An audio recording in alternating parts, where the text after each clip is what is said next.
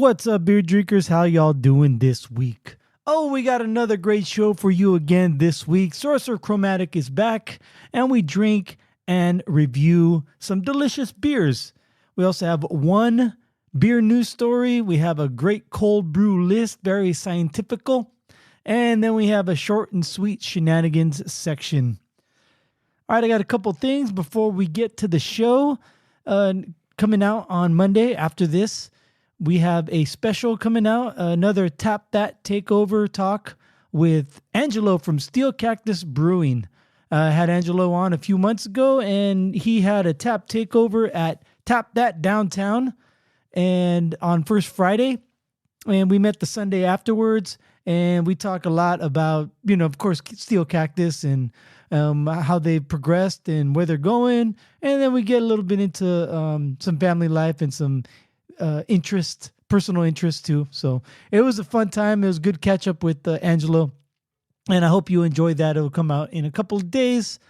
And don't forget to follow us on Untapped and Instagram. I almost forgot. Cöld Brüe Podcast. And friend us and we'll friend you back. All right. That's enough about me. Let's get to another episode of Cöld Brüe.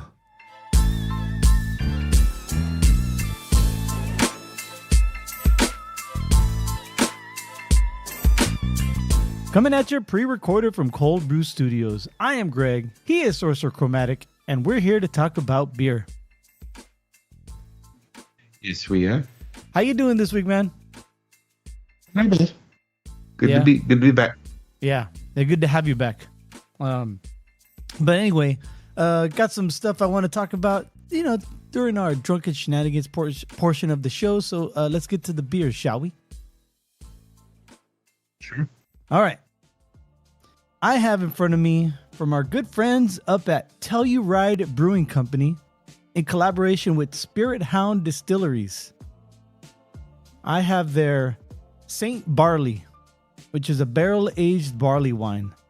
And it's got a picture of a Saint Bernard looking like off in the distance, off to his right. It says, the best dog ever in the whole freaking world, Saint Barley, the lover. It is a 13.2% barley wine. It's made with snow melt. I like how they put that in there. 2-row biscuit, crisp Maris Otter, Crystal 77, Special B. I don't know what Special B is, but I think it's a rapper, right? Isn't he a rapper, Special B? You're thinking of Cuban B. Oh, that's right. Yes, Cuban B. Hops and yeast. And it does have the hops in here. They use Magnum and Cascade. And also it tells you to peel the label off before recycling. So good for... And I got this from my friend, Greg Visits Breweries. A couple weeks ago when I met up with him at Transplant City Beer Company. And then we went over to the Camelback Ranch for spring. I almost said minor league game, but it's a spring training game. After we got back to the car, he's out here. I got something for you. So he handed me this. So thanks to Greg for giving me this barley wine. And without further ado, pop off. What do you got? I have from our friends at Bear Bottle. Are we still friends with Bear Bottle? Yeah. My friend. Oh yeah, no. Yeah, okay. Not yet. All right. It's coming. Yeah, give us some time. Yeah, because we're good friends. We'll let you know it's coming. Keep your friends close. Yes. I have their working 9 to Stein. It's a Munich Hills style lager. I like it. Yeah. The description is working 9 to Stein, just trying to make a lager. Barely getting by. It's all malt and no giving. Oh, that's I get stretch. it. They took the lyrics there. Yeah. It took me a second to read it because it's like in that old English font and it's tiny on a can. So. Oh yeah, I get it. Well, so I thought you were trying to sing karaoke to it and you were doing a poor job. I wanted to.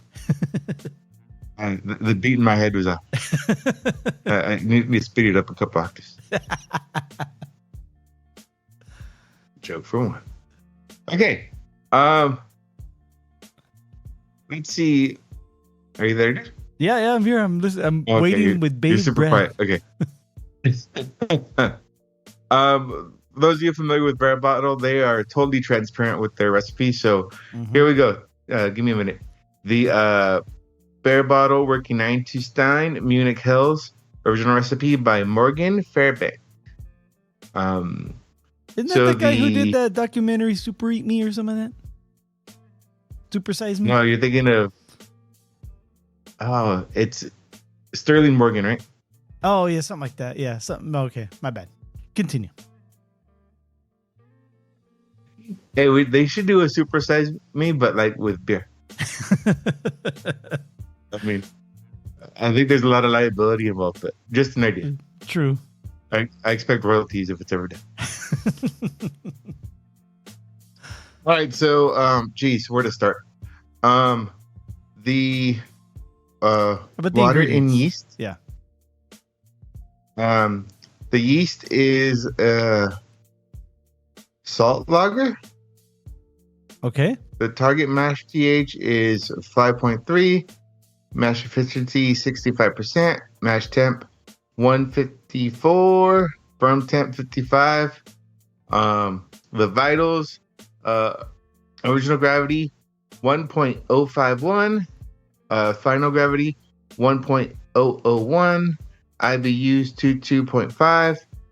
SRM is 4.8 and ABV is 5.5. The grains are a Pilsner malt, the Weyermann brand, Vienna malt, Munich Type 1 malt, and biscuit malt from, is it Dingman's? Dude, this, I got my glasses on and this writing is tiny, but it's like, that's like 2%. So okay. You should have broke down the grain percentages, but nevertheless, it's in there. You'll figure it out. Bear Bottles is really a beer nerdist dream. It is. Go ahead. Continue. And then the hops are Calista. Calista again. They have like Calista 3 times. I guess this is when they add it. Yeah, the first one. Yeah. Mm-hmm. So it's Calista actually 4 times, and then Hirschbucker. Hirschbucker. All right. Something like that. HERSBRUCKER. Yeah, that's how I would pronounce it. I just like the name. That's why I repeated it. I wanted to say it. All right. Let's read more drinking. Here we go. Right.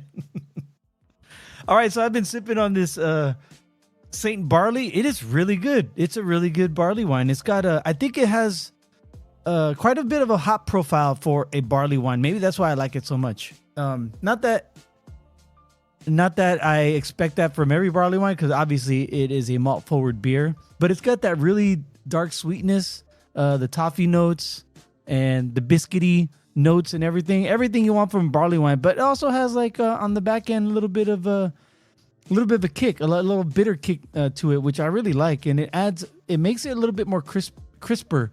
Not that this is a crisp beer. I'm just talking relatively speaking. It makes it a little bit crisp and a little dry at the end.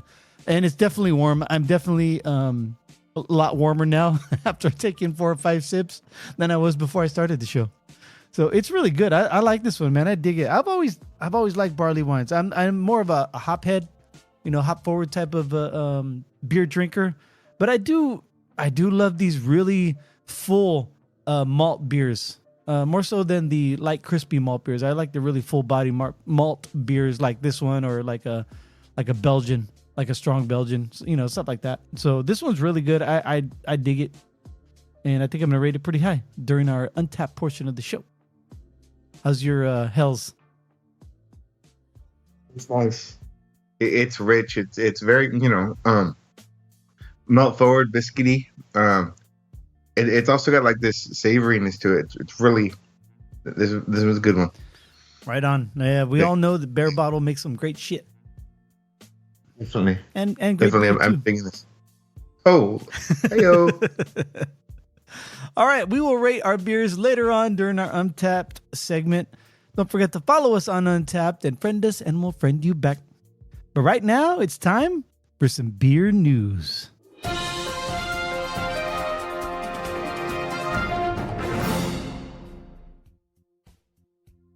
All right. I only have one story today. Yeah, it's usually I like to promote beer, but every once in a while I find a story that makes me laugh or rings true with me, so I want to share it with everyone. This comes to us from Tasting Tables, written by Autumn Swires or Swears. I don't know how to pronounce it. Anyway, the headline is "Why Busch Light is literally the last beer you should settle for."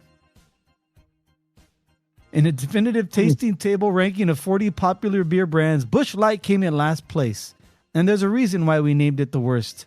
If your all-time favorite tasting notes are skunky and watery, then Busch Light is 100% the beer for you.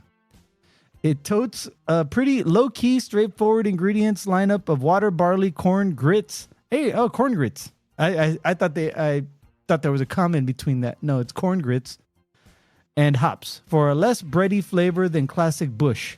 A solid low-carb option for a domestic macro beer. Still, if Anheuser-Busch is the parent company, then Busch Light is the prodigal son, minus the dramatic redemption arc. Aside from a natural light, it's easily the most universally dogged upon beer brand on the contemporary market.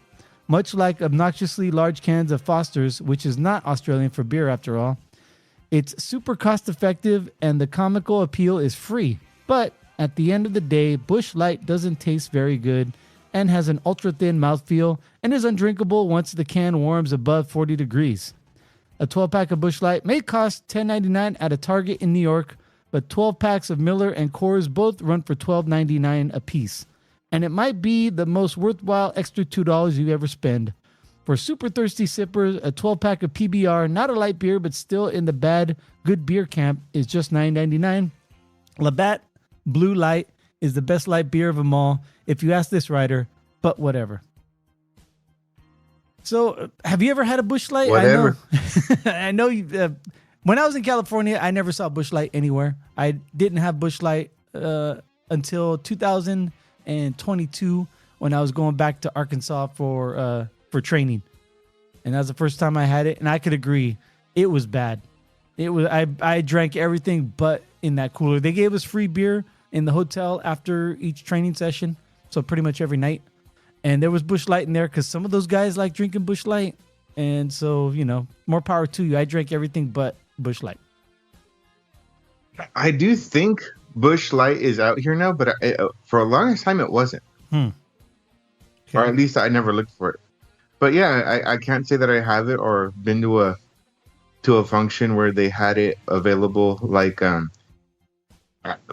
like a barbecue or like a house party or something like that. Yeah. I've never seen it there.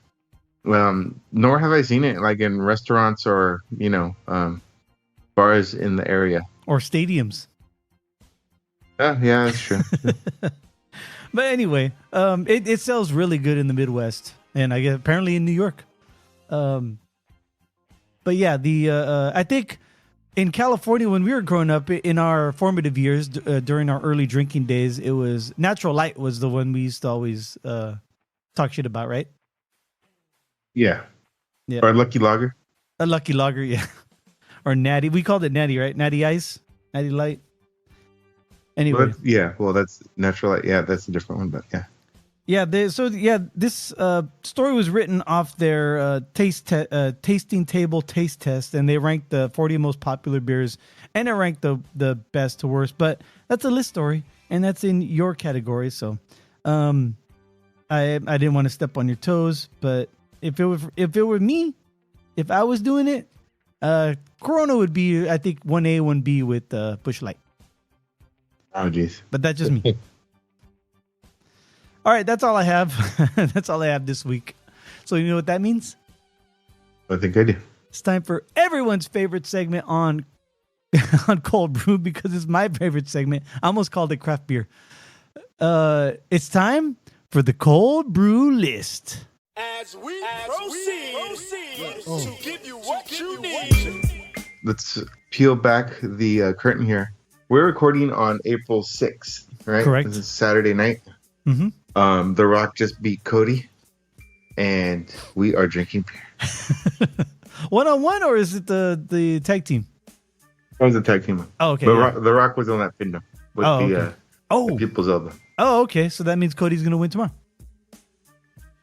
Probably. All right. And well, I just wanted to say it's the 6th because do you know what's going on? The 8th. Yes, I do, because it's happening in my own backyard. The well, I think unless you're talking about something else, the men's national college basketball championship. Yeah, I'm talking about something else. Oh shit! Oh, is that when the A's moved to Sacramento? That is bastard.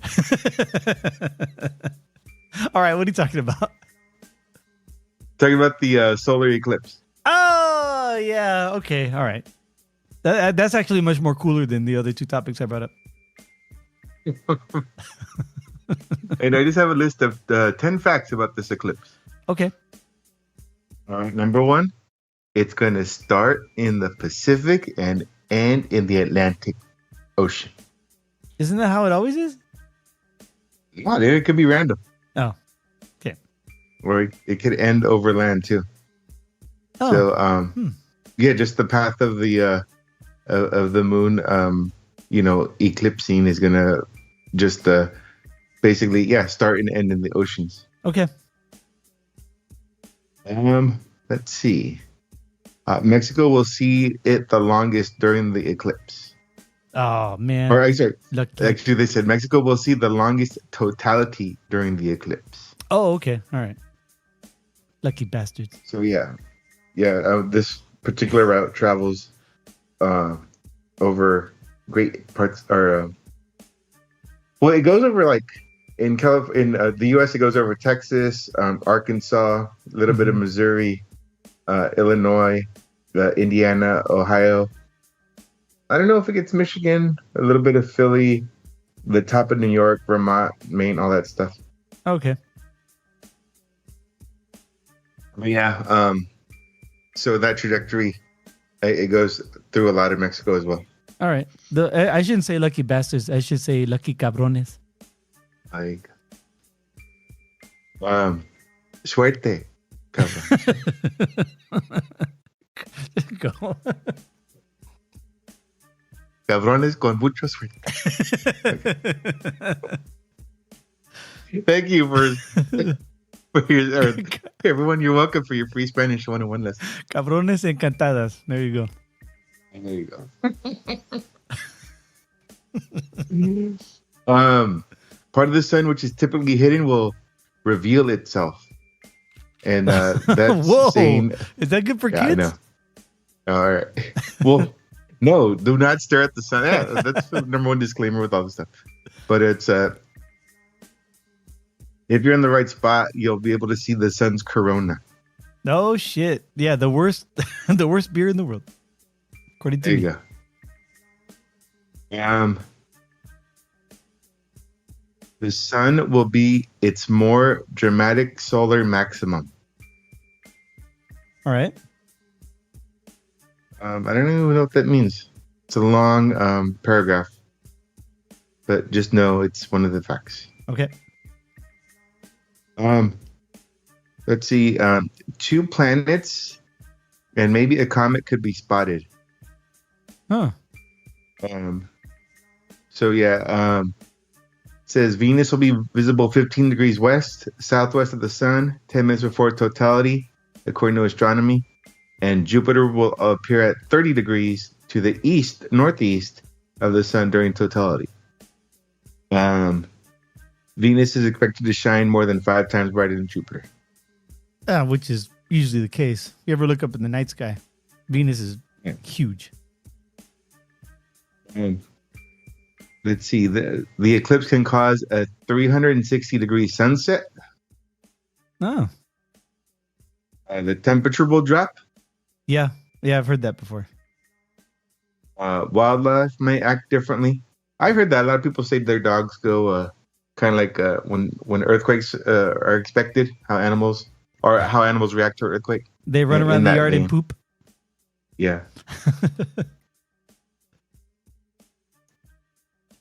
All right, and then last on this list, the saddest is there'll be a long wait for the next total eclipse in the U.S. It's going to happen March 30th, 2033. I'll be there. and it's only going to be covered of parts of Alaska. I won't be there. Very good. You know, yeah, go ahead. Yeah, that was it. I just thought it would be a fun little interesting list. No, that is But don't take the sun. that is kind of cool. Well, you know what? Even if our listeners, stare at the sun and lose their vision, they can still listen to us. So, hey, Yeah. enjoy that eclipse. Get out there. Shit. Make it happen. You know, this thing is so big that my company, they actually are planning for the eclipse and all the traffic that it might induce for people who want to looky-loos and might clog the highways and freeways. So in that pathway, they're actually... They all just going to stop in the middle of the highway. Dude, that's what I thought when I read that they were going to actually cease line haul for the duration and then pick it back up. And then they're asking for volunteers to work on the weekend before and after to make up to pick up the slack. I mean, they'll get the overtime and everything. It's not like they're asking them to work for free or volunteer, but they're asking for volunteers, but not for a charity. But I just thought, I'm like, really? They actually think it's gonna be like Joe's six pack is gonna rubberneck in the highway so that they can't get by him for like 8 minutes or however long it lasts. I should have said Joe 12 pack like Homer Simpson calls himself. All right, cool, man. Are you gonna I think they said it was gonna be like partial over here in Arizona, like I don't know, like 30 or 40%. I remember that last one that just happened like last year came through Arizona. It wasn't gonna be as complete as this one, but it still got. I remember I even brought my welding mask home and I was ready to go. Fucking fell asleep and I missed it. Terrible. Yeah, I mean, you look at this trajectory, and I imagine the percentage is going to be small over here. Okay. But I don't know. I might check it out. Cool. Or I see if I can check it out. Yeah. I'll do one of those shadow boxes and look in the ground. See that? Oh yeah, you tell your daughter, she's like, "What the hell's that?" All right. Good list. I do enjoy an astronomical event. So how's your beer treating you? Hold on, I'm thinking of a Uranus joke. these like write themselves sometimes. Yeah. Good. Now how's your beer? Beer's treating me good. Good. I'm enjoying it. Right on. Yeah. All right, we're gonna rate our beers right now on Untapped. So just whip out your phones and search Cöld Brüe Podcast. And you had, I remember it was Bear Bottle and it was a Hell's, but what was it called?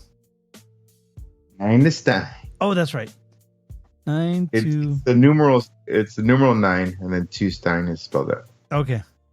If that 9. helps. Yes, it probably does. There it is. It's called Working 9 Stein. I thought it was just called 9 Stein. I'm gonna have to look at my. Oh yeah, I'm sorry, my bad. Working 9 Stein. You might have said that to begin with, but this time you didn't. I just have to sing it. I'm sorry. Working 9 to Stein. Okay, that's enough. All right, what would you like to rate this beer at? Gosh, I'm not to give this one a 4. Like legit, this is really hitting the whole lager hell style or Hellas style. Yeah. Super bready. Yeah. At the same time, it's not like dry or just like too bready. It's still got a lot of beer qualities that you like. It's rich, savory. It's very, very enjoyable. Very nice. And the thing is enjoyable and as smooth it is. It's still got enough body where it's still a sipper. I mean, this isn't a day crusher unless you're a savage. I mean, yeah, it's 5.5%. I mean, that's not the strongest of the beers, but yeah. At the same time, I mean, I couldn't see just ripping through a 4-pack of this or a growler of this or whatever. So you want to savor it, right? Is that what you're getting at? yes. Okay. So you rated a 4. Right now has an overall rating of 3.83. None of our friends have rated it yet on Untapped. What notes would you like to leave on it? Like I said, savory, malty, and smooth. Savory, malty, and smooth. And check in. So my Saint Barley the Lover barrel aged barley wine is really good. I don't know, man. I don't drink many barley wines, and so I haven't found a barley wine that I was like, I don't want to drink this one again ever again. Or like, oh, I'm glad I tried it, but you know that's enough for me. This one's really good. I wish I had like a 4-pack of this thing. I wish I could bring it to Firestone Walker to share with you guys, but oh well. Too sad for you guys. Yeah, so I'm gonna give this a 4.25. So let me look it up real quick. Telluride.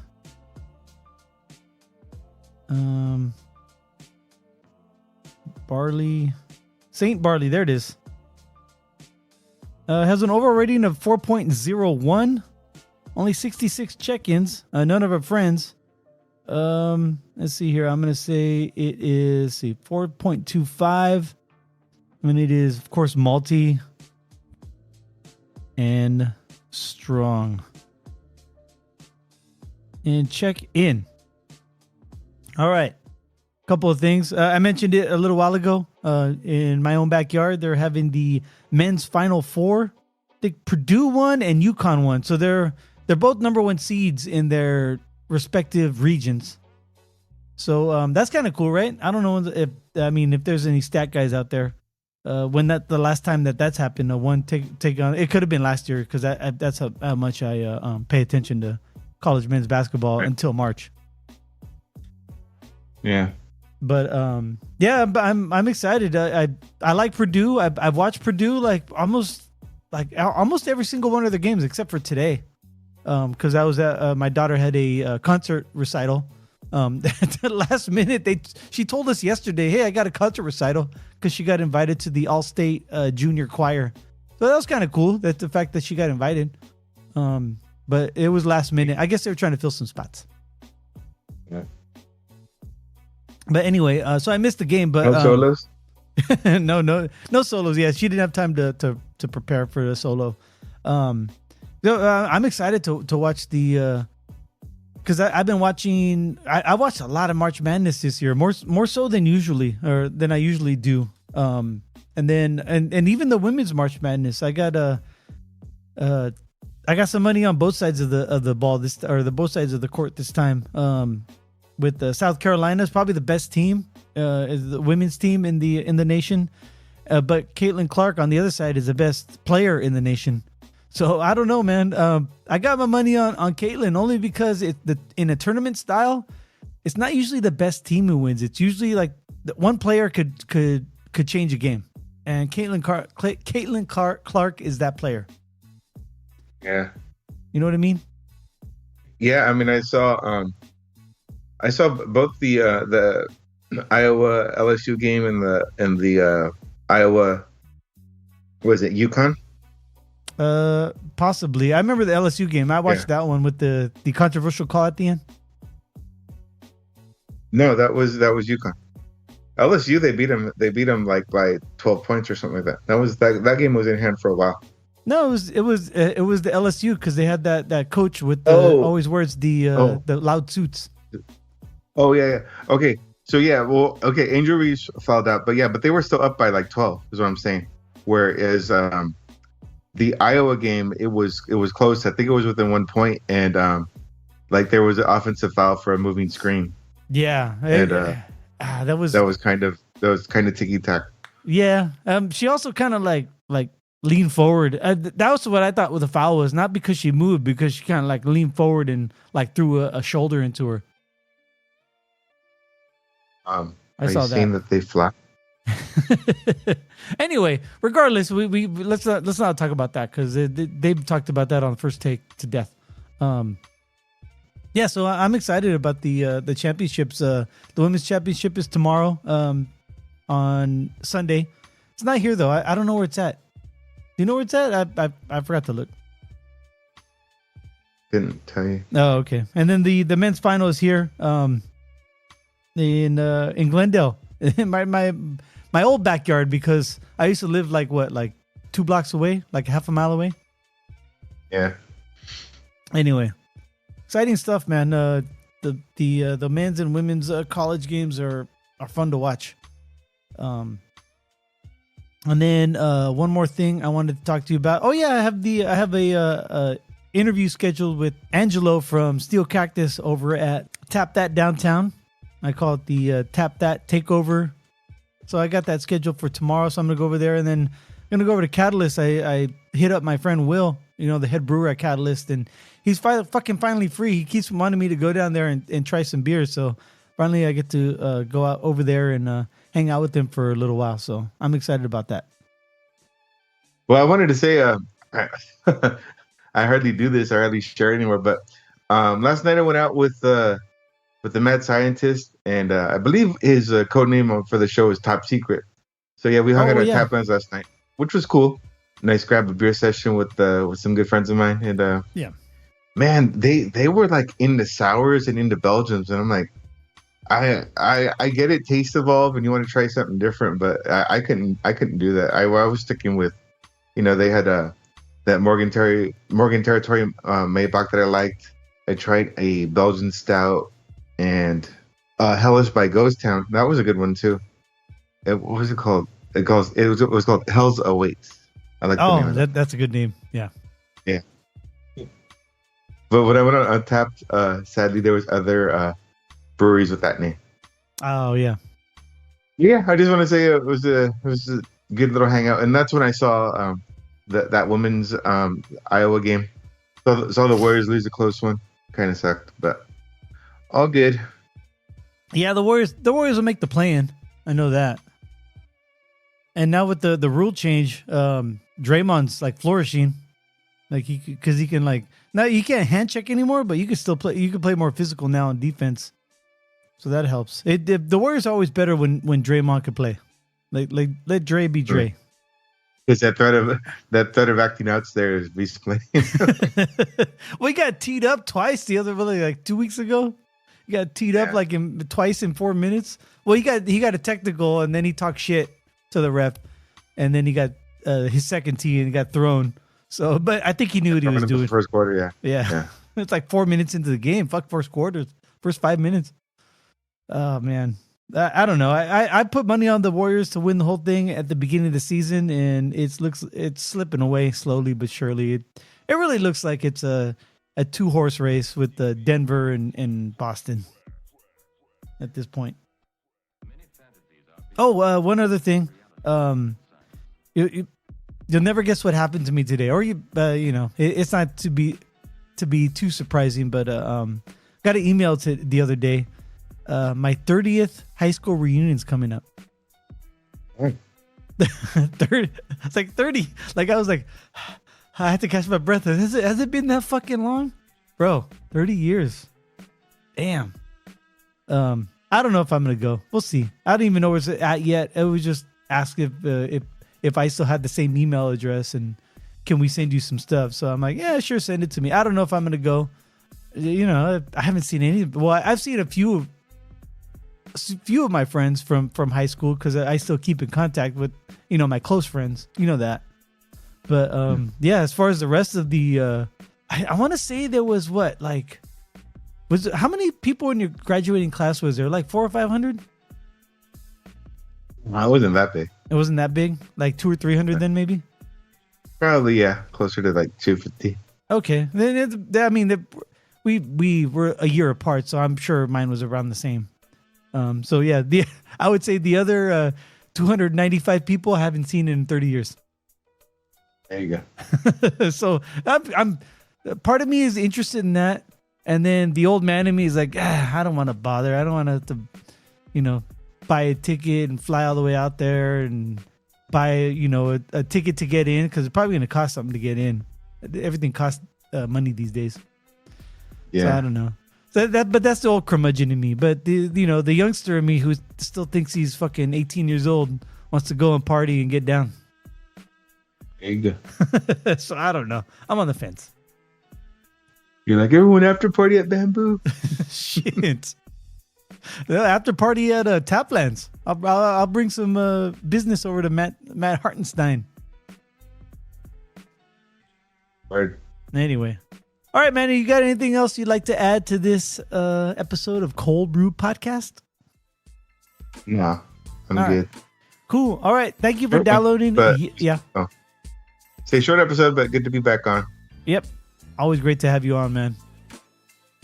Thank you for downloading yet again another Cöld Brüe Podcast. I am Greg. He is Sorcerer Chromatic. And we'd like to wish you cheers. Next.